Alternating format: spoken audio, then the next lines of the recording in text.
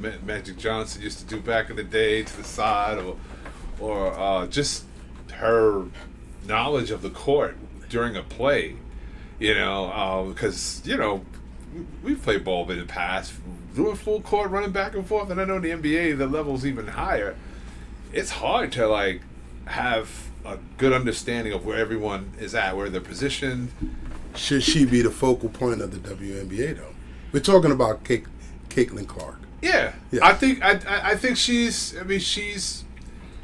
This is the beginning. She was nicknamed the Larry Bird of the WNBA right now so soon. But if you see how she shoots that ball, I'm like, she's. Does she deserve a seat? Yeah, yeah. I think she's bringing a lot to the WNBA. Mm-hmm. They need it. They need the revenue. They need the exposure. But according to reports, she's not even the highest paid. No. As talented as she is. She's not the highest paid. And there's a young lady by the name of Jackie Young, mm-hmm. who just signed a 2-year, $500,000 contract. They don't even talk about her at all. I don't see anything, commercials, no endorsement, no nothing. Now, I'm not taking nothing from Caitlin Clark. I'm not going to take nothing from her. Right. Because she can play ball. She can play ball. Mm. Does she turn around the WNBA? She gave him a new avenue, I would say that. And the reason why I say that is because if she wouldn't have became the NCAA highest scorer between men and women, would they be talking about her? If she wasn't? If she wasn't. I don't think so. She'd be another college player coming out the league. But because she was capable of getting that close mm-hmm. and becoming the number one scorer. My question is, who was the young lady before her? You see, that's the thing that I always tell people. I don't want to take nothing from. That's a good one, yeah. Man. You got me thinking because if she how far back was the last female before she broke all NCAA records? Wow. I mean, the last that was when I wasn't really looking at the game, watching WNBA games. But I mean, sometimes I'll watch a game. But the names that come up in my head, Lisa Leslie, and then there was a WNBA player. She was on the Liberty. Okay. She was known for her last minute or last second shots that she would Rebecca Lobo. Yeah, from midcourt. Rebecca Lobo. And she had a fire in her. Like she was tough. She was tough. Yes. So those two I remember. Except for her name. Well, Rebecca Lobo, because they remember now she went to Connecticut. The league started in 1997. Mm-hmm. It was a great buzz when it first came. When it first came to Madison Square Garden, that was the highlight of a lot of people's summer. I'm not even going to lie about that. But now the league is 60% black. 60%. That means 40% of their players are white. How much of them 60% is making more than that 40%? Yeah, that's a good question. You know? How many of that 60% has endorsements that the 40% have? It's the same thing as the NBA. I'm not knocking. Yeah, because remember, we talked about it outside. Yes. During the 70s, the New York Knicks were becoming more black than white players, and then at the time they only had two, right? Willis Reed and Clyde Frazier. Yeah. Right. If there was anybody else at that time in the 70s, I can't remember. I couldn't remember their name. But the NBA wasn't as, it didn't have as many black players as like now today. Forget about it. It's but now actually it's turning into more of an international thing now. Yes, You're seeing a lot of folks coming from overseas playing. Look at Doncic. I can't never say his name. Luke Doncic. Doncic. Doncic. Yeah, Doncic. Yeah, yes. You have players like him. Before him, Derek Nowinski, and And even with the San Antonio Spurs, you remember that team? Yes. They had a whole. That was the UN right there. Yes, man. it was. The point guard was from France. Yeah, you had Ginobili. You from had Argentina. Parker. Yeah, who was Parker from France. From right. Parker. Yeah. So you think that's what's happening with the WNBA right now? I think it's in reverse because it could seem like the black players are not really open to, like, here comes Clark. Caitlin Clark. Caitlin Clark. Yes. Here comes Caitlin Clark.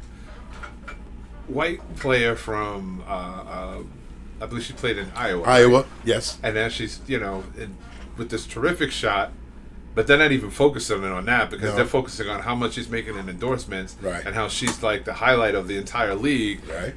And you have black players that are saying, well, we've been in here doing this for like forever. And we're not getting those endorsements. And so there's some sort of jealousy going on. It could be sort of like they have animosity towards her because she's white too.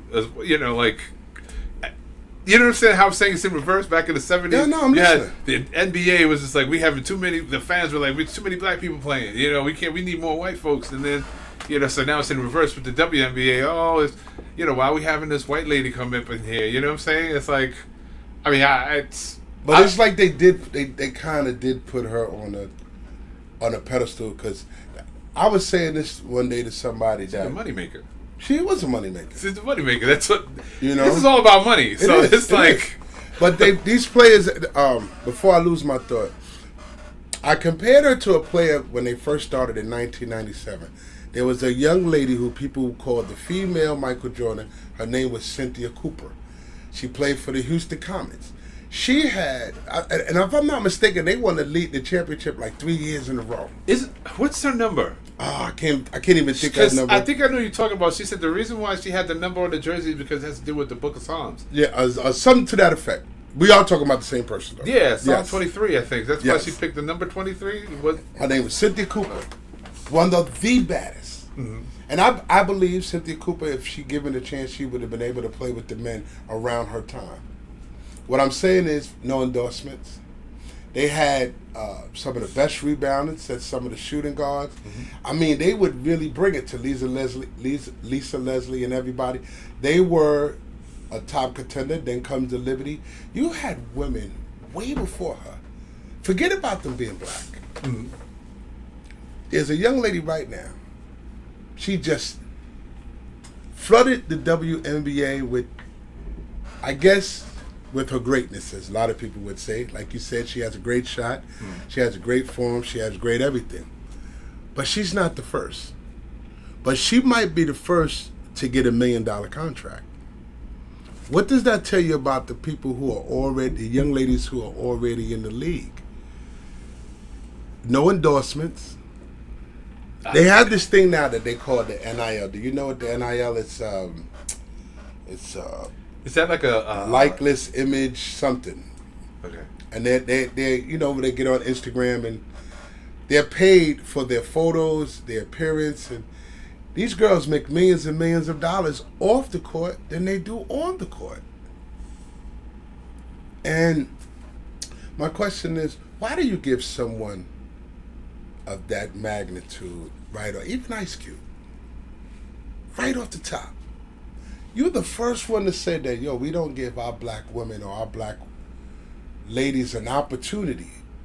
But the first person you offered $1 million to, way before all these other people, they were forget about the color, way before she even came. Why would you offer her?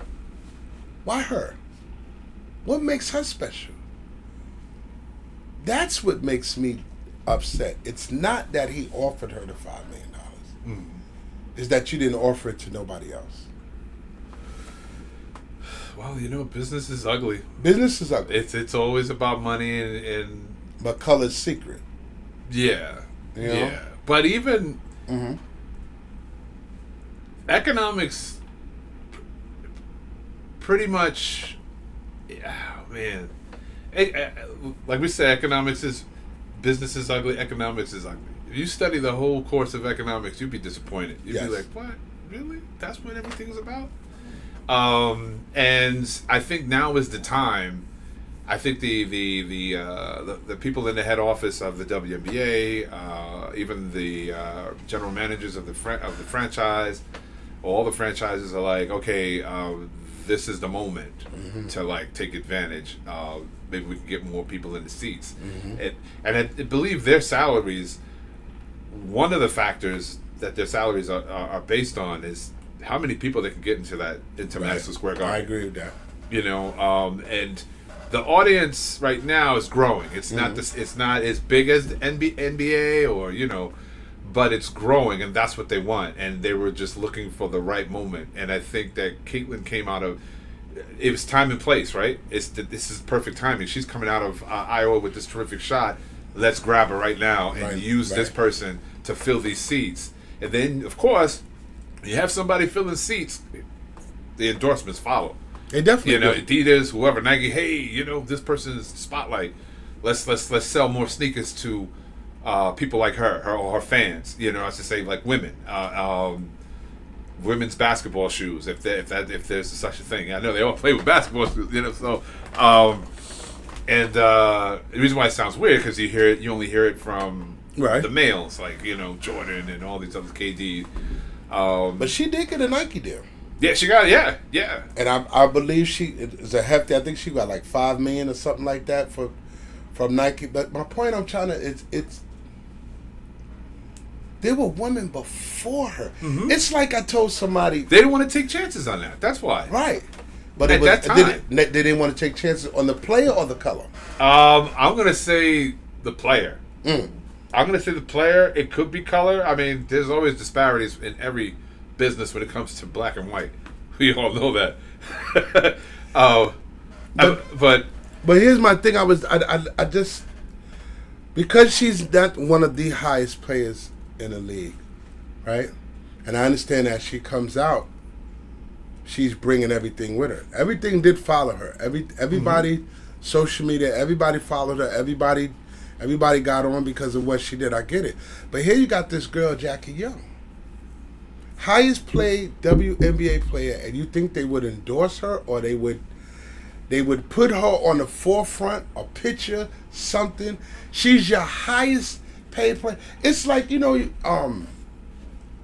we all know that Magic Johnson had and Larry Bird had championships before Michael Jordan even got into the league, right? But people will tell you Michael Jordan turned the league around. But the moment Michael Jordan got into the league, he had posters everywhere. Everywhere. Because no one's ever seen a player like him. That's not true, man. Like who? That's not true. So you got to think. Let's think now. You talking about Julius Erving? Nah, there's more Dr. to J? it. You got Connie Hawkins. Okay. You got Dow Griffin.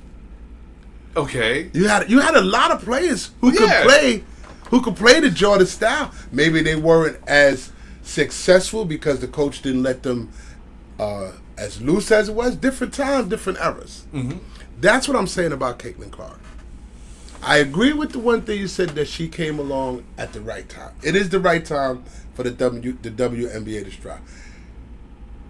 She's their catapult.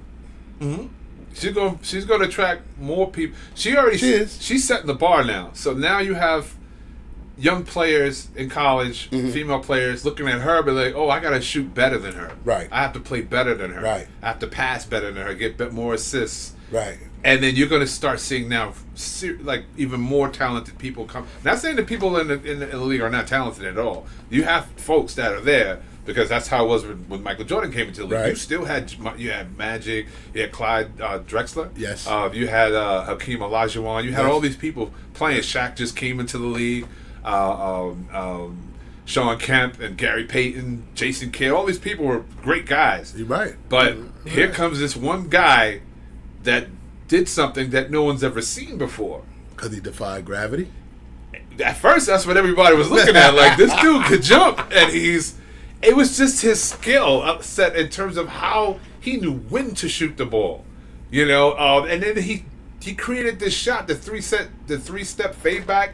No one could defend that. You're right about that. Because Kobe did the same thing. Nobody was able to block him on that. So you had other players trying to, but Michael was the first to do that. And he was the first to dunk on someone that was 7 feet. He did that in his early years, but then here comes Vince Carter, like a decade later, I think, maybe?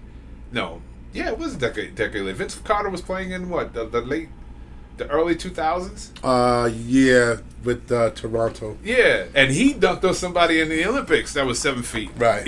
Wise. Wise. But yeah, these businesses, they wait for that opportunity, and they'll sit back and wait for years, and there'll be folks coming in, and during that time, the early years of the WNBA, it was a risk. Right. These business people were just like, I don't know, if I invest in it, what am I going to see in the future? And it was unclear.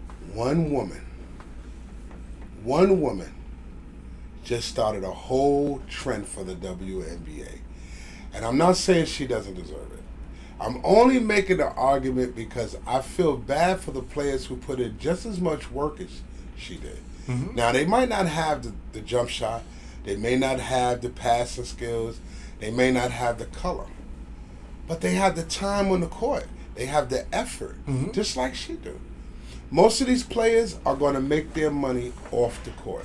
They make more money off the court than on the court. Most of them are modeling. Most of these women are married. They have children. Mm-hmm. How? If the average player is getting $100,000 a year, $100,000 a year. Someone said to me that, like you said, they have these venues. They got Madison Square Garden, but they can't fill the seats. Why keep playing in arenas? You can make just as much. So what I'm saying to you is you got big colleges around the world who don't play in the off season. You got places like Penn State. Mm-hmm. You got places like Notre Dame. You got places where these people out. They got big colleges. So why not take the women and take them out of the NBA stadiums? That's the first thing. Take them out the NBA stadium.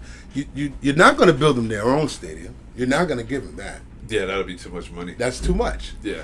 First, let's stay with New York. New York is not going to afford it. In order for Liberty to get their own, they probably have to move them out of way upstate. Or play it at the Barclays Center. Barclays Center, I don't know if it's... They're still going to... You're still sharing an arena. With the NBA. Yeah, so what I was saying is, you have a 5,000, 10,000 seat arena in upstate New York. It's called the Pepsi Arena. A lot of people really don't pay attention to that. Yeah. The Knicks use it for their off-season sites. That's where they play most of their... the AB... Is it ABL? No, that's... No. The Pepsi Arena is where the Knicks play some of their... non-league games. Scrimmages, when they have exhibition games. Right. They play up there. So why not give that to the WNBA?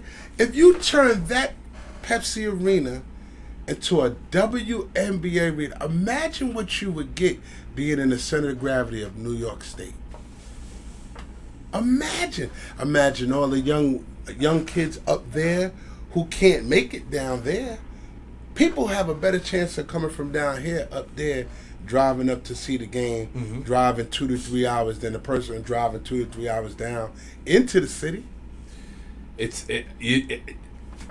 I think that these business folks will probably look at it as like, okay, MSG is a big name. It is very big. And it may attract more people than a stadium that's not, right, or an arena that's not MSG.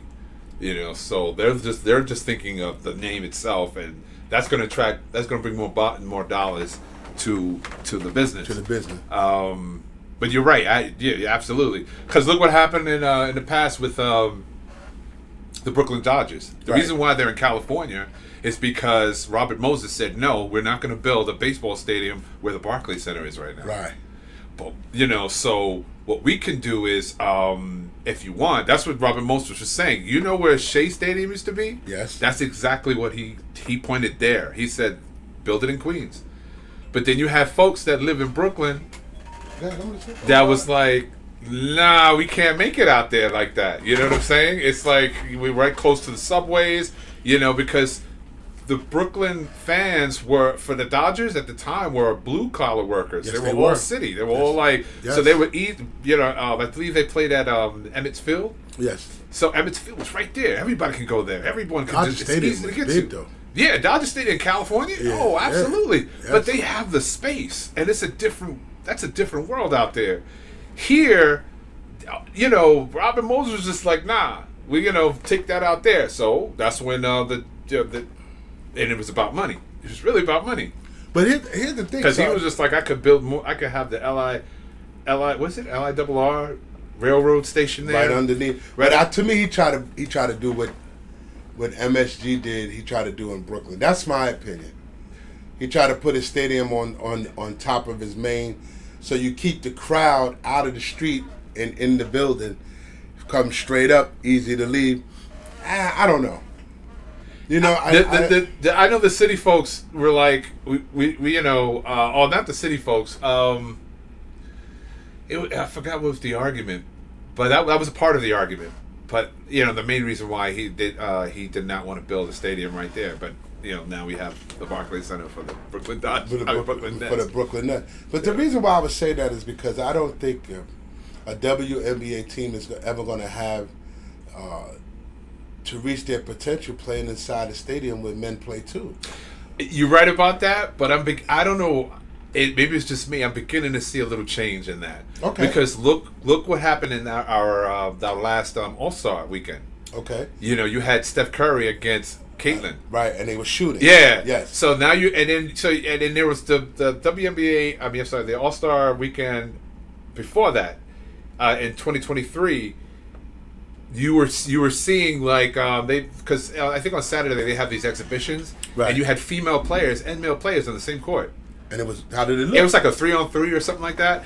And we've never seen that before. So it seems like the WNBA is gradually merging both. Like we're probably going to see a merge.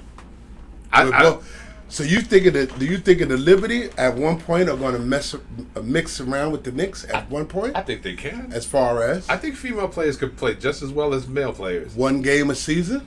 Yeah, maybe an exhibition. Even the NBA is experimenting abroad, like playing these games in England and in Mexico, because they're trying to expand.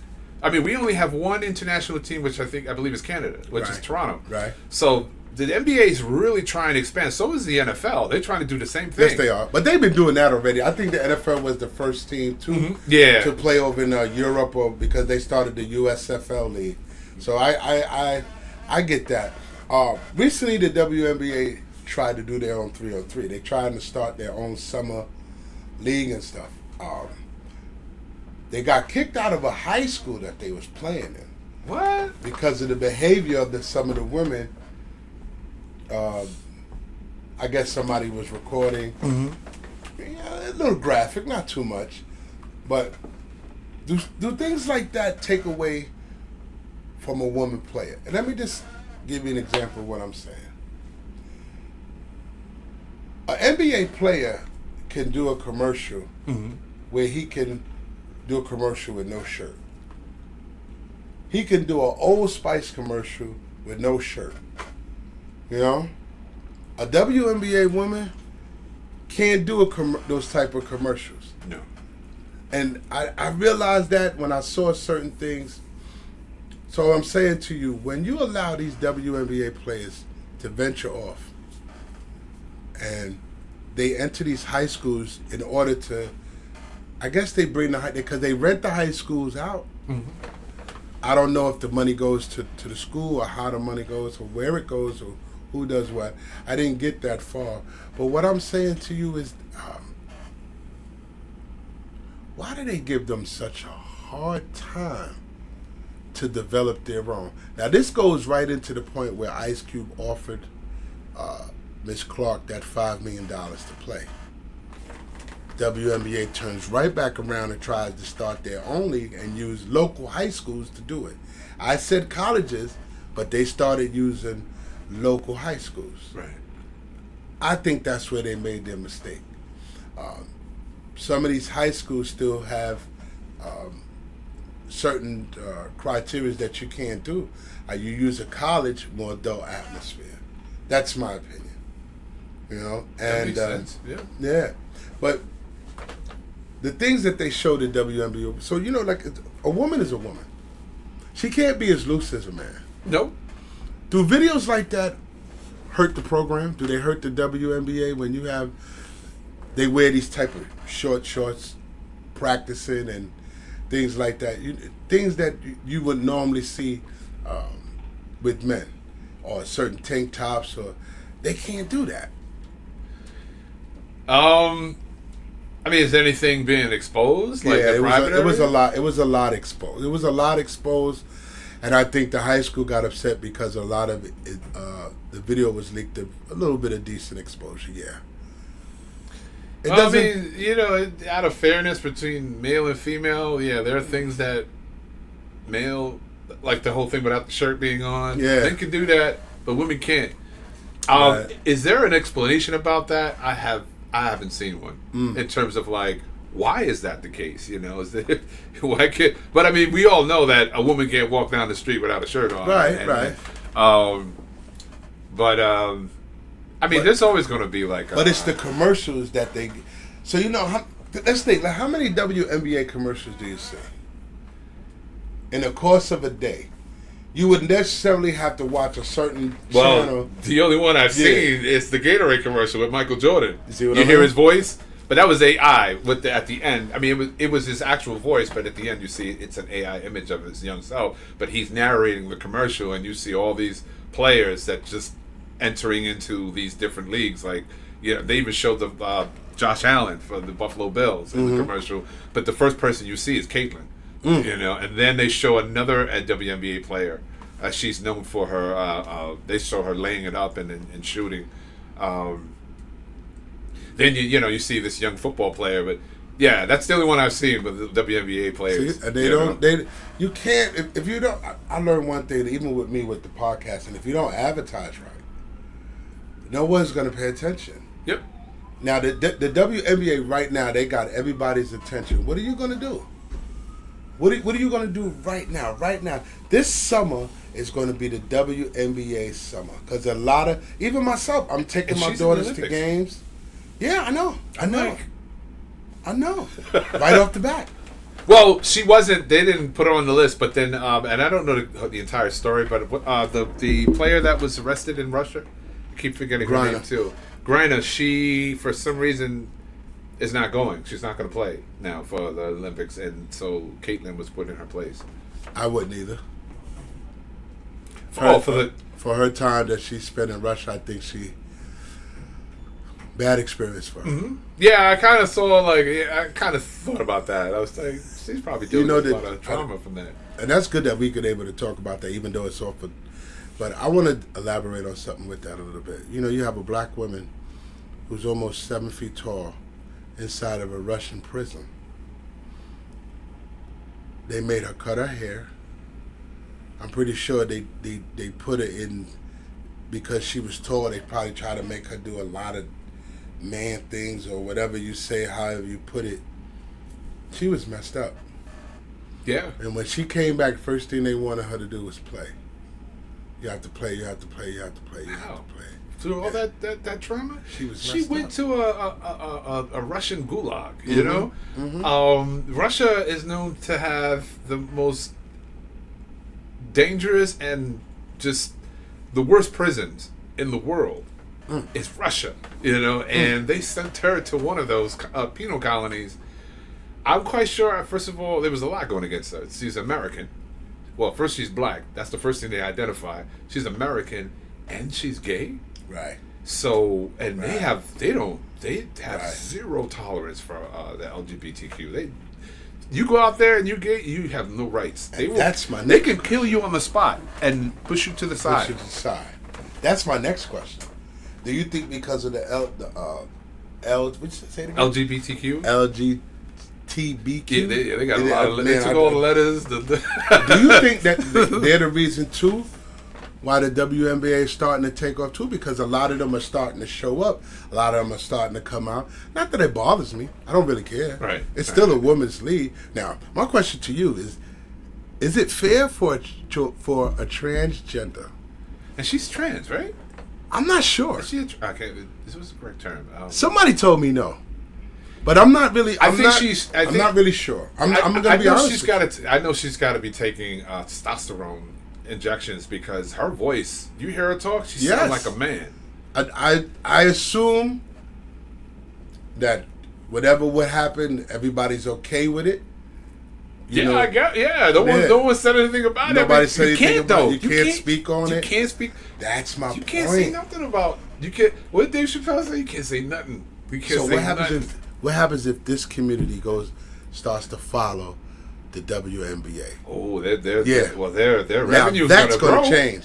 That's going huge. Yeah. But my question to you is: with that happening, do you allow transgender to play in the sport? In my opinion, nah. Because that's like okay, hypothetical. Michael Jordan. Yes. With his skill set and everything, decides to say, "Hey, you know what? I want to be a woman," and he changes his body. He still has the same. The only thing he's changing is like the sexual organs, but he's not changing his anatomy in terms of his strength and his skill set. But he's going to become a woman. Now he's a woman playing in the WNBA.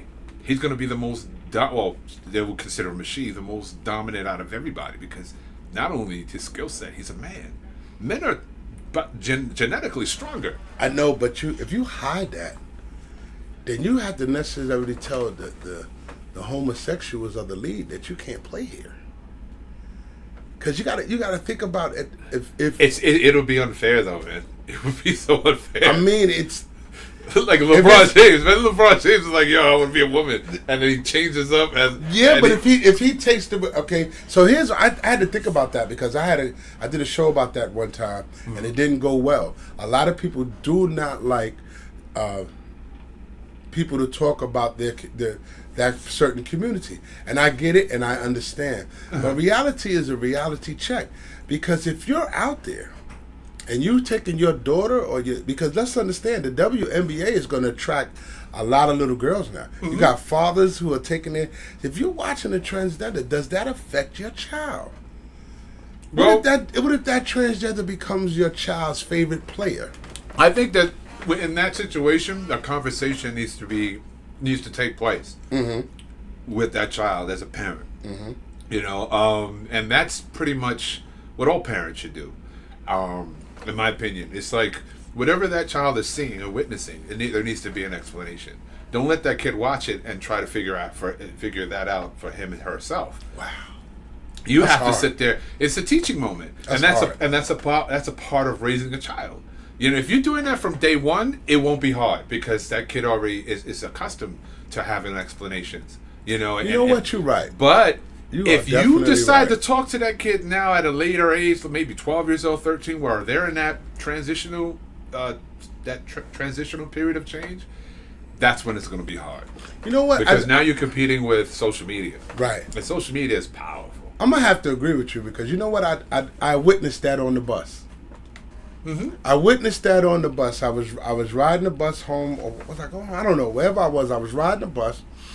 I was sitting across from a young woman and her son, and I don't know what the person was, but it looked like a woman, but the voice were a man, and the little boy kept staring. He just kept staring.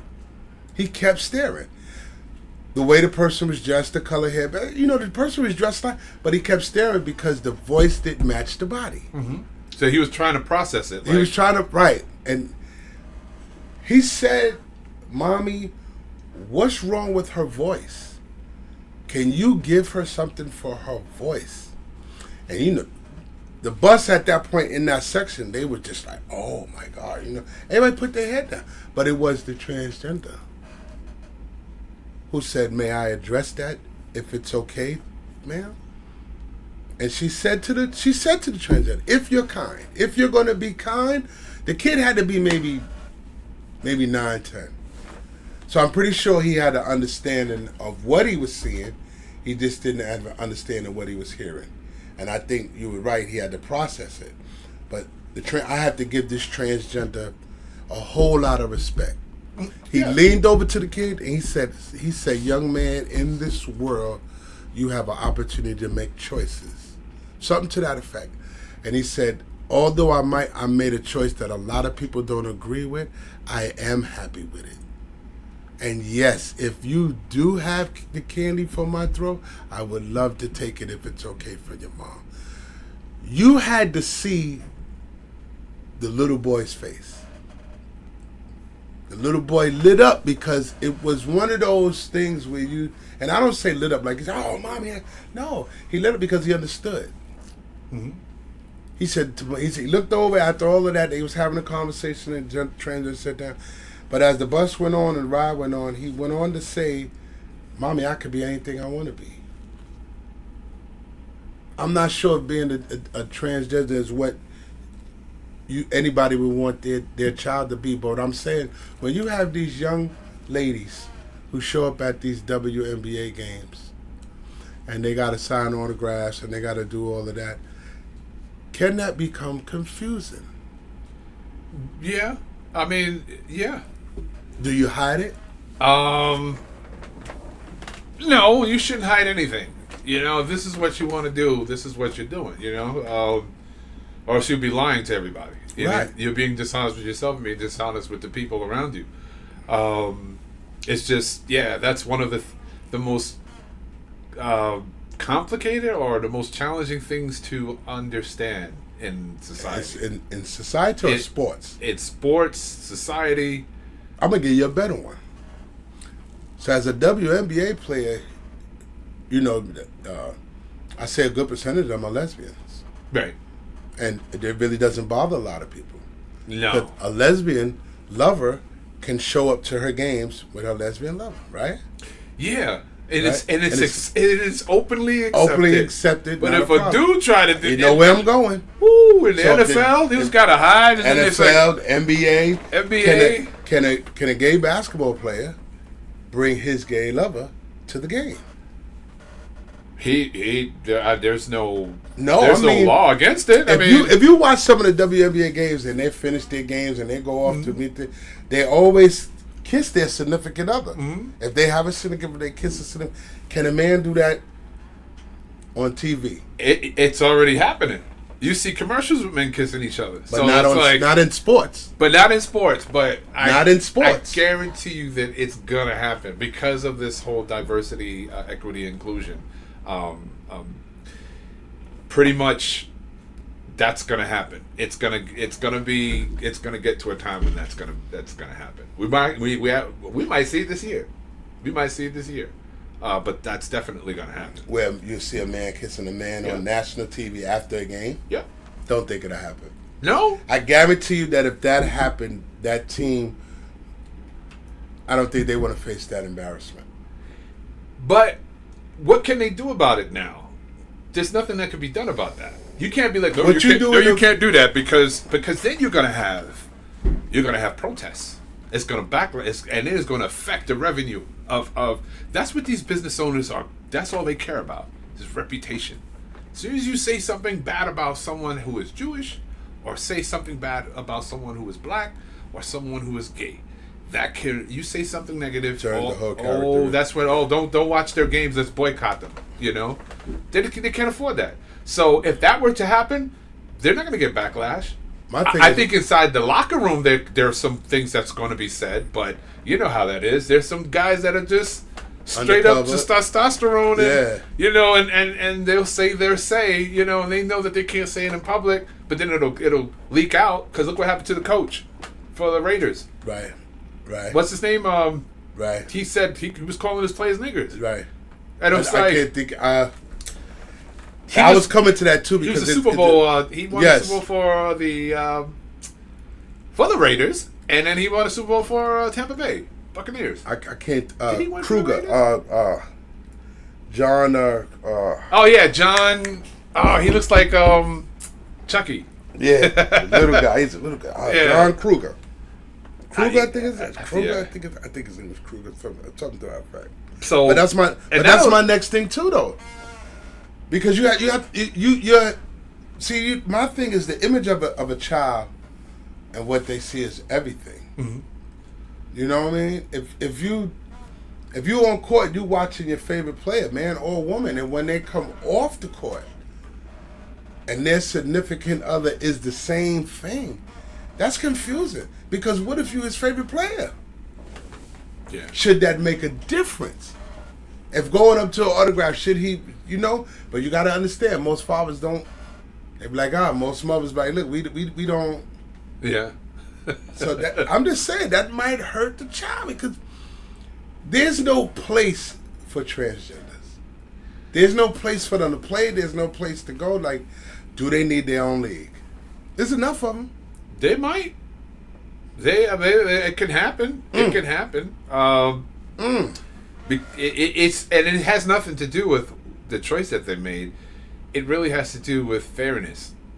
You know, like is it fair? For a male figure to come into but you talk about it's okay to isolate them. Is that fair? That's not fair either. It's not fair. See what I mean? Really, yeah. The catch-22 is a mother. Yeah. You can't give them their own league because now you're separating them and telling them you can't play with men or women. You're not strong enough to play with a man, but too strong to play with a woman. But I can't give you your own. Unless by nature, of course, you're a man and you got skills, but you want to become a woman and still play in the male league as a trans. I don't want to say the name wrong because transgender. But then that's going to make other guys feel uncomfortable. I don't know. That's very hard, man. That's something that that's like the WNBA gets away with it all the time. Yeah. No one questions their sexuality or anything like that. I bet you that's good. I think it's because there wasn't much focus on the WNBA in the past than it is now. I don't think it's judged amongst women as it is men. True. I don't think a lot of people find women loving another woman offensive like they find a man because women can't insert anything. Right. You understand? No, I'm dead serious.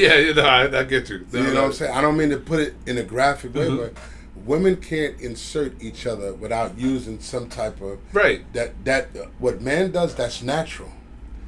And it's unusual. Right. But it's happening. You mean men with men? Men with men. See, and it's not even technically it's not natural. It's not between natural. two men.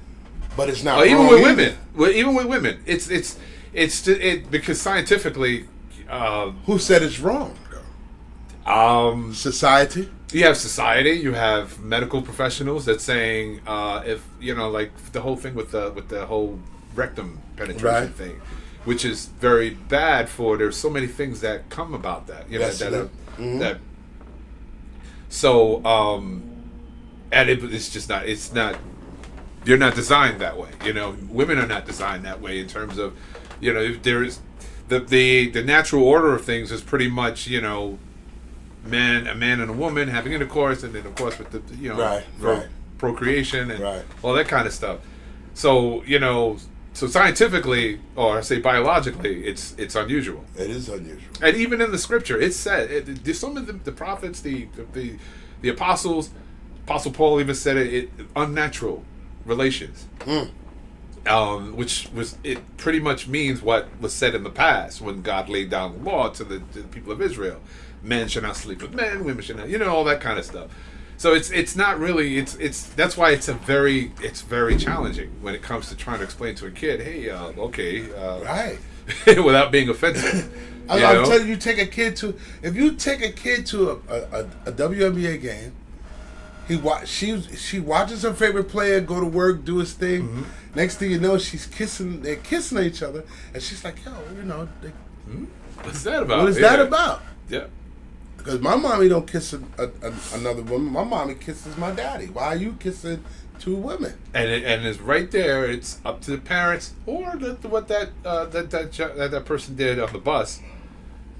Someone that needs to explain it the correct way to a child, so the child can actually process it and say, all right, and then revisit that conversation. That communication has to be constant, because that's there. I mean, now parenting now today is it's weak. The computer's doing the parenting. Yeah, the tablet, the phone, social media, yes. friends, the peers. Yes, and when I used to work with kids, I used to always tell them, listen, your peers are not going to tell you what you don't want to hear. They're going to tell you what you want to hear. Right. You know what I'm saying? Right. So, for you to resist that peer pressure, or resist that drug or going into something bad, your best friend is not the best advice. You have to go to someone who's pretty much objective and responsible enough to say, well, your friend is wrong for pulling you into that situation. And, and that could be with anything that's going to be harmful to the person. And kids don't listen to us as adults; they listen to their friends because that's the next circle. Well, as adults, we don't listen to each other either. Yeah, so, it's just one of those things where I just said it. Imagine if it was. I just imagine it because that could be confusing to a child. Yeah, absolutely. That could be definitely confusing to a child, even if you don't even get that close. But it's warranted because I think it's all in the open now. Yeah. I think it's all out. And it's not new. No, it's not new. This has been going on since the early century. Nancy Lieberman.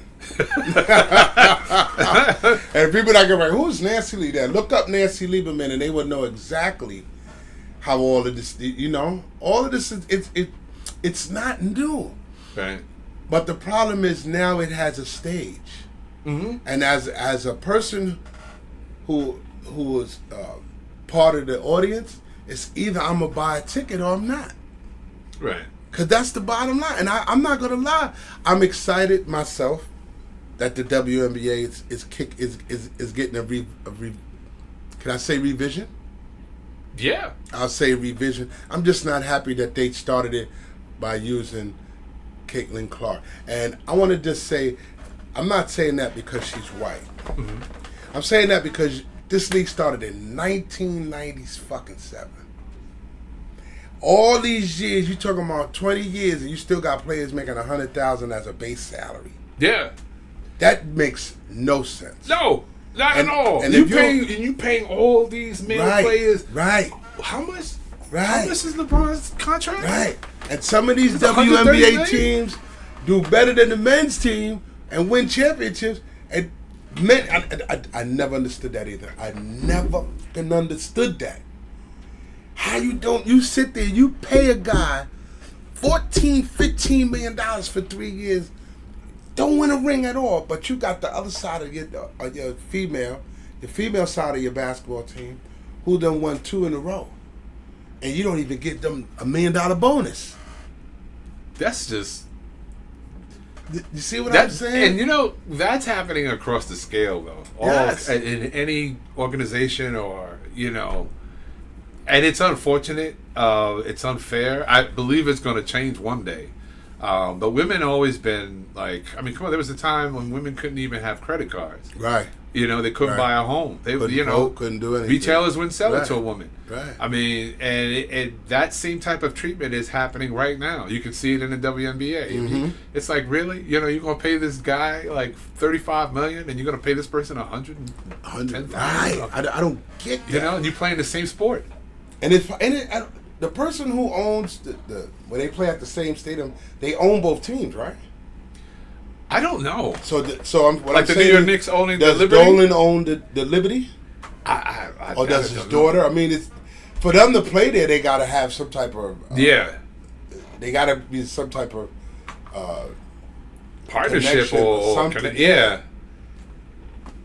I mean, it's bad, man. That's the bad part about they gotta leave if the WNBA I always said it, if they could leave the NBA alone and find them, if each state could find them a nice college to play in, right, and you just take care of that college in the off season, man, the WNBA would be all right. But I think there's rules. I'm not sure, but when it comes to like renting a college gym, right. Have a lease with them, have a contract with the school, and have these players play there. And then you have the cameras, and you have people coming in. I don't know if that. I think that there's something that prohibits that because of. I don't really. I can't put my finger on it. It's like like how before college football players can't get endorsements, I don't think, or can't receive a salary. They don't get paid. They don't get paid. They don't get paid, but they can get endorsed. No. Not even endorsed, right? They have to. Whatever they wear with a logo on it has to be approved by the coach and the athletic director. Okay, so they can't have those. No. Right. You know that's changing though now. Now they're talking about we're going to pay these. But so that's because of I was telling you. I'm sorry to cut you off. I didn't mean to do that. No. That's because I was telling you about the NIL, where they have there's a likeless image where these people get paid for being on Instagram and Facebook and all that, where they can actually sit down and they have their faces on screen. I mean, some of these college players, before they even leave, they're making $2-3 million a year. Look at LeBron James' son. He has yet to play in the NBA, and I think he averaged like $7.3 million in the last 4 years or something like that. I gotta look it up. Yeah, what? He gotta be sitting on at least I say at least $5-6 million comfortably, easy. Then why? Well, he did. I was about to say why play, but he loves the game. If you love the game, you're gonna play. It's the game brings on the image. Yeah. Because if you and I set up a Facebook page, hey, who the fuck is that? they look at us like, well, who the fuck is this dude? It's but there are some people who are not famous who became famous just by the TikToks and everything else. Yeah. So it's possible. But look how long it took for them to start paying these kids, man. Some of these kids got parents in broken homes who can't afford books, who can't even afford to send their kids socks when they go to. Hopefully that they get to college and find something to eat or do whatever, where the kid can't even go home for the next 3 years. And look at that. They're making. You know what I mean? Now these kids are buying their moms homes. Yep. You look at the YouTube channel, these kids are buying their mothers homes. Where's this money coming from? I don't know. I'm saying to myself, I've worked 25 years. I ain't bought my mama no damn home yet. Yeah, steady money. But I'll tell you, the industry money, the media money, and everything else, they put her there. They put Caitlin Carter. They put her there. Did she deserve it? I can't say that, but they put her there. I think, and you know what's funny? I think she's probably thinking like, dang, I didn't know. Because if you see her face when she's talking during the post conferences, she's just like, oh my gosh, what did I get myself into? Because I don't think she wanted that attention. She's not an attention seeker. No, she's coming out of Iowa, man. Right. So now if that was Angel Reese, it would be different. She would be milking it. And I say that is that a requirement of being black or white? Or somebody's in her ear saying to Caitlin, listen, you have an opportunity here. Calm down. Don't say nothing. It could be, but it seems like it's genuine the way she is. Her temperament and everything. But I could be wrong. I don't know her, so. But yeah, definitely. Everybody that plays in front of the camera or like is out there in the spotlight, they have a. What is it? It's a public. Is it PO? They have someone that a public image or PI. Oh. They're the ones that coach you. They tell you exactly what to say. They encourage you They have a script. They talk about behavior. Do this, do that. Some people have crazy folks that are in charge and say shock and awe brings fame to you, like Trump. Like freaking Trump. I know what you mean. Trump, Trump he's doing everything backwards, and he's getting famous for that. And, he's not the only one that did this. You got Charlie Sheen. Yeah, I know. He did a lot of, yeah. I know what you mean by what's her name? She's a singer. I know what you Remember mean. when they had video of her, TMZ had her, she shaved her head. Not Sanaa Lathan, right? No, she's a pop artist. She came from Disney. Britney Spears. Oh, I remember she shaved her head, all the crazy stuff. Yeah. And like, her career is done. Yeah. Nope. That made her even more famous because years later, She's back on TV. She is. She's on TV. She gets a TV career and a music career. She was on a crime scene. I said, look at the hell here. You know, but that's the bounce back of a woman. Men can't do that. Men can't bounce back that fast. They just. Robert Downey did. No, he didn't. He did. No. Robert Downey was didn't he serve time for heroin and cocaine. Right. His whole he was a part of the original. He wasn't a part of the Brat Pack, but he was acting during that time. He was in 16 Candles. Was it 16 Candles? No, not 16 Candles. Weird Science. All those movies that were made during the 80s. Those comedy now, teenage when you movies. say Rat Pack, who you gonna include in that Rat Pack? The chick from Pretty in Pink. Molly Ringwald. Emilio Estevez. Judd Nelson. Judd Nelson. Even Anthony Michael Hall. I'm surprised they didn't put him in I know there. what you mean. Even the guy who played the Mummy. I can't think of his name. He played in. Oh my God, man! The Mummy Returns. Not The Rock. You talking about Tom Cruise? No. Did he play Encino Man? It was the 80s comedy. He was a caveman that was frozen for years, and he was a teenager. I know who you're talking about. He gained weight. Yes. And he won an Oscar. He's huge. Yeah. Yes. Yep. He was part of that too. Yeah, him. It was so many people. It was so many of that group. You're right. But Robert Downey, he was like nobody wanted to work with him because it was just like he got blackballed for about 2 years. Yeah, I do remember that. And then Marvel, they found him stooped over it all the time, drinking and yeah. And then Marvel came out of nowhere and saved him, and now he's one of the biggest stars. Iron Man. Right now. You think so? One of the biggest stars. Okay. Yeah, of the MCU, of Disney, because yes. Tony, yes. he. Well, they just killed him off. He's coming back, signed a contract. He's going to be an Avengers: Secret Wars. So, what was the purpose of taking out his light then? I think the MCU at the time did not know where they were going after Endgame. I'm going to say right between the time of Infinity War and Endgame, Kevin Feige was trying to figure out, okay, what's next? Because Marvel is big. It is big. When it comes to the stories. And they skip so many lines. They skip so many concepts to the story. I'm lost, man. Because they still got to bring back Black Panther. And they haven't done that yet. Yeah. I have a feeling we'll get a surprise because of the ending of Black Panther 2. Which T'Challa had a kid. And in the comics, actually T'Challa's significant other is Storm. It's Storm.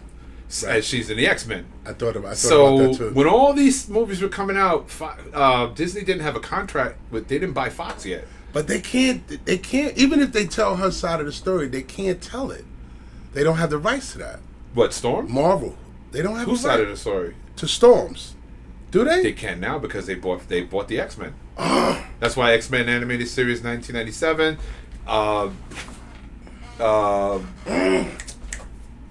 Deadpool 3 with Wolverine. That is supposed to actually that's the connection to all the other characters that Marvel didn't have. Now they have the license for. Wolverine, Fantastic Four. They're going into different realities. So they're going to do the Fantastic Four because they already got the movie actors. They did for the Fantastic Four was terrible. Oh yeah, they got to get a whole new concept. They have the actors. They have well-known actors. I don't know them all by name, but I know the first one. He's the guy that plays Reed Richards. That's going to play Reed Richards. Mm-hmm. He's in Narcos. He's also in Mandalorian. He plays the Mandalorian. I know what you're talking about. Right. Pepper hair. Yeah. I know exactly who you're talking about. And they're going to tell the story right because the time period is going to be the 60s and it's going to be in a different reality. Right. And the enemy, the villain, is Galactus. It's Galactus. And now they're going to bring in really Galactus. Not all those who don't know, like, people are not comic book. We just straight way off. Yeah. But no, it's okay. I grew up in comics. Yeah, me too, man. Yeah. Listen, no. I don't play that. And I told somebody, because I told somebody, I said, the Hulk is not the first original strongman. He's just not. No, it's Think about it. I'm gonna give you a shot at that. Could it be Power Man? No, Power Man didn't come. Luke Cage. Luke Cage. That's Power Man. Luke. Well, he has he. No. Wait now, because Power Man was what they tried to recreate on Luke Cage and gave him the robot arm. That's you talking about That's the robot. That's the Winter Soldier. No, Power Bucky, Man right? had Power Man. Remember, Luke Cage was the original. He's the original Hulk. Right. Because of the experiment that was on him. He's the original Hulk, and I try to tell people that. They just can't tell the story, and I don't know why. Well, back then, a lot of the black characters didn't get much shine. We all know that. I told a lot of people, a lot of the characters that you see now were originally black characters. Yeah. And they were stolen by Stan Lee. And I said that. Blue Marvel. Yes. He was another one. Yes. Another black Arrow, character. all of them. They were all black. Yeah. And a lot of people don't realize that. They stopped making those comic books. So if you're a person who does comic books and you got the original black comic books, man, them comic books are worth money. If they don't kill you. If they don't kill you for them. No. Yeah, right. Try to annihilate people. I can't think of the name of the black man who used to work with, who Stan Lee used to work for. I remember that when we was kids. Right. Because the kid used to, the guy who used to do the draw the cartoons for the superheroes used to come on, so I'm about to take you back right now. Channel 13, public television, it was PBS? Yeah. Yes. It's an electric company. They used to have these shows on there. Remember they had Bob the Painter? Yep. They used to have these shows on there where they had people who used to come on for kids and draw. He was an original drawer. He was that's how I saw the original. Oh, I think I know yes. what you're talking about. I cannot think of his name. Oh, I know what you're talking about. And I have to tell people, they was like, no, Stanley. I said, I can prove it to you. When Stanley was a young man assisting this man on PBS television. Yeah. Oh, damn, you took it back. I took it back. People don't know that Channel 13 was a major television station for us when we were kids. Yeah. That was our children's channel. We didn't have no WPIX and all that. As a matter of fact, when we was little, 11 didn't even exist. Did 11 exist? Channel 11? No, Channel 11 didn't exist. It was CBS. But when though? Are you going? Because I'm talking about the 70s. Yeah. Channel 11, it was called 11 Alive. Remember? At the Trade Center in the middle. They had a picture of channel. Well, the 11 you could be right. Was it looked like the Trade Center. The World Trade Center. Yeah. I think you might be right. Channel 11 Alive. I gotta look at that because I thought Channel 11 came late. Because remember Pix in the afternoons when you would call in, and if you the lucky caller, when you say Pix, it would shoot lasers. You're playing a game through your phone. That's right. Yes. That was and that came from Intellivision, the video home game. Yes, and you know what that was I was 70s. thinking. I was sitting there thinking about the WB when WB bought 11, but then I was wrong and I had to listen to you. You're exactly right. And that's around the time you had look. We had WOR, Channel 9. Yeah. You had it wasn't Fox then. It was Channel 5 was I can't think of the name, man. That's where Spider-Man used to come on.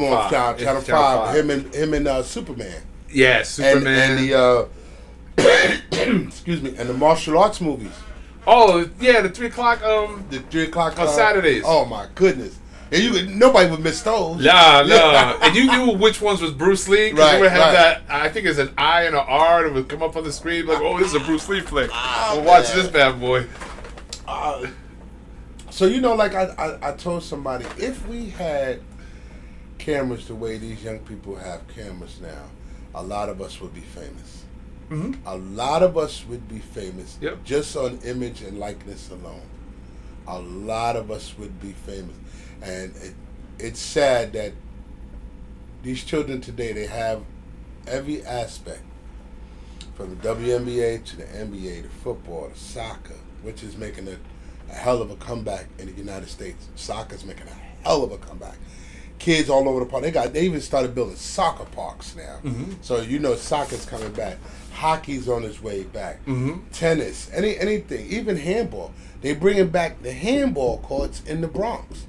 And I told somebody you couldn't go nowhere outside the Bronx and find a handball court. Yeah, handball courts were only in the Bronx. And yeah. people didn't believe me, man. I said, nah, people used to have Bronx tournaments with handball and stickball. Yeah. Yeah. I knew a guy, we partnered actually for the office. He was in charge of stickball. Mm-hmm. And he would train kids how to play stickball. They would make their own bats and design them and color them. Oh, man. Best sport I ever played. And we played, and we would have them play against each other, And I played with them, and it took me back to when I was a kid. I was just like, dang, I remember this back in, Yeah. How many sewers did y'all play? We had 2 sewers. 2 sewers. So you had the first home plate, right. and then that was the second plate, right. And then the first base was the curb of the sidewalk, yeah. And then the same curb on the other one. Yeah, and then that's how That's how it was. That's exactly how it was. Oh man, it's after 2. Okay, man, we can finish up. Man, listen, it's always a pleasure talking to you. Yeah, man. Same anytime, here. Man. You know that. Next Wednesday, anytime. I keep this stuff here, so anytime you say, I got something on my mind, I want to talk, I'll set it right on up. Just tell me what it is. Yeah. I'll line it all up, get it together. I want to talk. I think the next I want to talk about is the. Your watch game is serious, man. Oh, thanks, man. Your watch game is serious. If the people can see that right now, your watch game is serious, man. I thought I was I thought I was a top dog on a watch. I'm a big collector, man. Serious. It takes me time to get these watches. Are too expensive. It's okay. It's a beautiful watch. Thanks, man. Thanks. Yeah. But guys, what you would like to? I would. Yeah, the next conversation I want to have is about what's happening now in this world spiritually. Like, ooh, you know what I mean? Yeah. Like, there's I know those who truly believe and know God is actually feeling this and seeing this right now. I know it. But I'm just not hearing it. Maybe it's because I'm not in a church community. I used to be in Brooklyn. Right. But there's a spiritual, like, the heat is on right now. Yeah. Like, it's hot. Yeah, and the attack is going to be on Christians. It's already happening now, and there's a division that's happening. Heat of God or heat of the devil? Well, it's the heat of the devil. I mean, God doesn't. The God is. If I explain how God, it'll take longer. But yeah, it's the devil. The devil's turning it up because this is the right time. This is the time. A lot of people are weak to divide, and go after the weak-minded. Right. If you're not spiritual and we're all connected to this world, right? But Jesus said it so many times. Don't trust your eyes. Don't trust your eyes. Said don't trust your neighbors either. No, he sure did. He sure did. He said don't trust your neighbors. You we're gonna talk about that. I got a lot of things that I've been seeing. Because there's a lot of things I'm seeing and I'm hearing, and I'm just like, is this really happening? Oh my God! Is this because it is kind of scary? And the reason why I'm scared is because I'm not this. You hear people like, I'm going to heaven. I gave this guy $5. I'm going to heaven. And I'm like, and it ain't about that. It's not about, it's more than just that. That's crazy. And I worry about myself. I just said that to somebody. Somebody gave me a whole thing of food, and I said, damn, you going to heaven. Because nobody's giving no more. Yeah. She gave me a whole bag full of stuff. I said, you know what, you going to heaven. She said, I'm trying to get there. That's the right answer. Yeah, that's what I mean. Because you hear people like, I'm going. I don't care. I'm going. She said, I'm trying. Why I gotta, and it's just like, listen. I'm afraid too, though. I am. I'm afraid too. Honestly, I will. Something is going on. If Jesus showed up, I will go on my face on the floor and be like, I'm not worthy to go to heaven. I said that. I'll look him dead in his face and tell him, you got the wrong one, Jesus. Yeah, and he's probably gonna say, yeah, I know. I've been watching this whole time. Yeah. And let me tell you something, man. If for you to say that means you all right. And I'm gonna tell you, it's funny. I had a conversation with I'm gonna let you go, but I had a conversation with my partner this morning about how God allows you to make choices and options. And I said, He knows already what you're going to do before you even do it. It's already written in stone. He knows if you're going to get in that car or not. He knows if you're going to get in that car. But the moment you do what you do, and it's too late. And your first thing is, my Lord, can you save me? He might save you and take you home. He might not say, I'm going to save you and bring you back to earth. He might save you and take you home. Say, you know what, you had enough. Right. That's the fear that I look at right now. I look at that, man. Yeah. Everything in this world is going up but the paychecks. The devil is working so hard right now to be first. He's not even paying attention to God calling him back. He ain't paying attention to that. He's out here. The shootings, the stabbings, the stealing, the old people getting run over by cars, and bus drivers getting stabbed in the face, all this. And what was written in the book of Timothy, you know, I've just paraphrased it, but it's pretty much in there. You see it, everything's in reverse. What is good is bad, and what is bad is good. And the youth are going to attack the adults, the generations of the past. They're not going to listen to us. And that's what the devil wants. He wants to erase the past and start something with something new that they've never seen before.